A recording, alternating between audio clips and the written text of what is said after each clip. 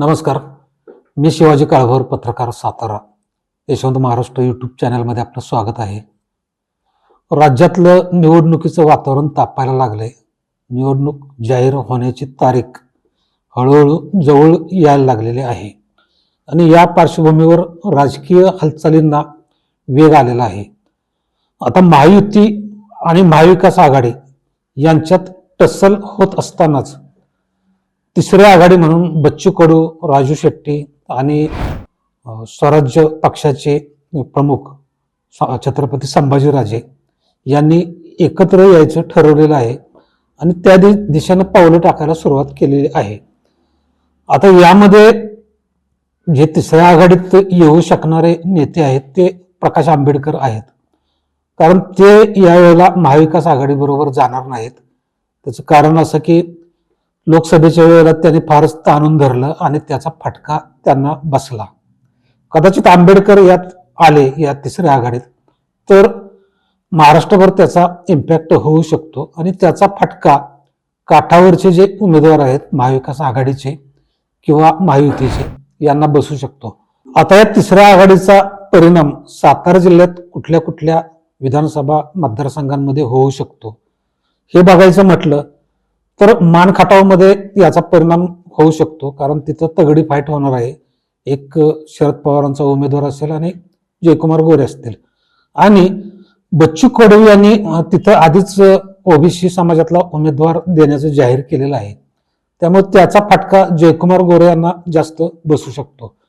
मग सातारा जिल्ह्यातील दुसरे जे मतदारसंघ आहेत की कराड दक्षिण किंवा कराड उत्तर या ठिकाणी सुद्धा तगड्या फाईटी आहेत. त्यामुळं तिथंही थोड्याफार प्रमाणात या तिसऱ्या आघाडीचा परिणाम होऊ शकतो.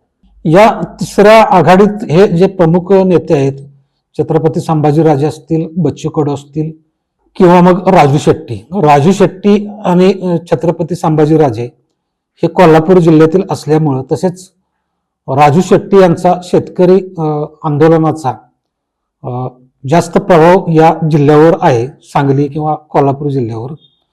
सातारा जिल्ह्यात फारसा त्यांचा प्रभाव नाही, परंतु जास्त परिणाम कोल्हापूर जिल्ह्यात दिसून येईल. बाकी या तिसऱ्या आघाडीला महाराष्ट्रात किती जागा मिळतील हे काय याचा अंदाज सांगता येणार नाही. बच्चू कडू यांचा अमरावती, अचलपूर वगैरे भागात प्रभाव असल्यामुळे त्यांना नेहमीप्रमाणे तिकडं 1-3-4 सीटा मिळू शकतात, परंतु इकडं या पश्चिम महाराष्ट्रात त्याचा किती परिणाम होईल हे सांगता येत नाही. जर यात मराठा आंदोलनाचे नेते मनोज जरांगे पाटील यांनी जर महत्वाची भूमिका घेतली आणि या निवडणुकीत उतरायचं ठरवलं आणि ते तिसऱ्या आघाडीत गेले तर याचा फटका महायुती आणि महाविकास आघाडी दोन्हींनाही बसू शकतो. कदाचित त्यांचं नियोजन असंही असावं की तिसऱ्या आघाडीच्या साधारण 20 ते 25 सीटा जर आल्या तर आपण या दोन्ही महायुतीला किंवा महाविकास आघाडीला वाकवू शकतो आणि आपल्याला पाहिजे तसं काम आपण यांच्याकडून करून घेऊ शकतो.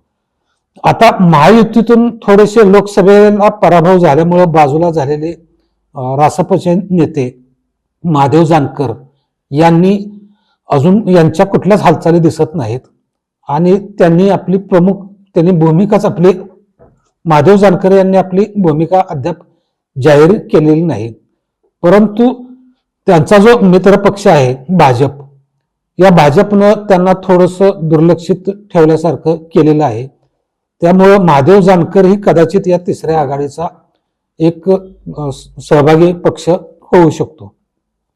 आणि जर महादेव जानकर जर सहभागी झाले आणि प्रकाश आंबेडकर हे पण बरोबर आले तर याचा परिणाम संपूर्ण महाराष्ट्रात वाढू शकतो. आता पुढच्या काही दिवसात या तिसऱ्या आघाडी संदर्भात कशा पद्धतीनं हालचाली होत आहेत याकडे आपण लक्ष ठेवून असणार आहोत आणि त्यांच्यात ज्या काही हालचाली होतील किंवा त्याचे नंतर काय कसे परिणाम होतील महाराष्ट्रातील राजकारणावर याबद्दल आपण नंतर चर्चा करू. धन्यवाद.